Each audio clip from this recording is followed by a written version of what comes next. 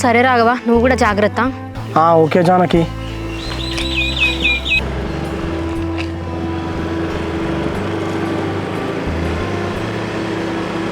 అరే ఏంద్రా ఏం మాట్లాడుతున్నా ఫోన్లో, ఏమంటుందిరా జానకి?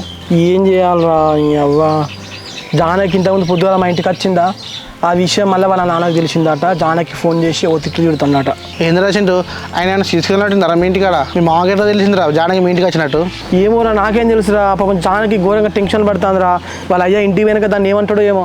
ఇంకా తీరా చింటూ, అయ్యా బిడ్డలకి ఇద్దరు లొల్లిలు కానీ ఇట్లా లొల్లిలు అయితేనే నీకు దగ్గర అవుతుంది. నువ్వన్నది కూడా నిజమే, కానీ ఎన్ని సినిమాలు చూస్తున్నావురా. వాళ్ళ అయ్య కోపం మీద ఎవరన్నా తీసుకొచ్చి పెళ్లి చేస్తే ఏందిరా నా పరిస్థితి? అరే చింతగా ఒక్కూ రోజుల్లో మన తెలియకుండా జానకి పెళ్లి ఫిక్స్ అవుతాయారా? వీళ్ళ పెళ్లి కనుక ఫిక్స్ అయింది అనుకో, చక్కగా లేకపోయి ఏదో గుల్ల పెళ్లి చేసుకో. అరే పెళ్లి ఫిక్స్ అయిన తర్వాత నేను ఎట్లా తీసుకొని పోతారా? జానకి అప్పుడు వాళ్ళ నాన్న దాన్ని ఏమైనా బెదిరించింది అనుకో, అది 4-5 సినిమా డైలాగులు కొట్టి, రాఘవ ఎక్కడన్నా నా మనసు నీ దగ్గరనే ఉంటుంది,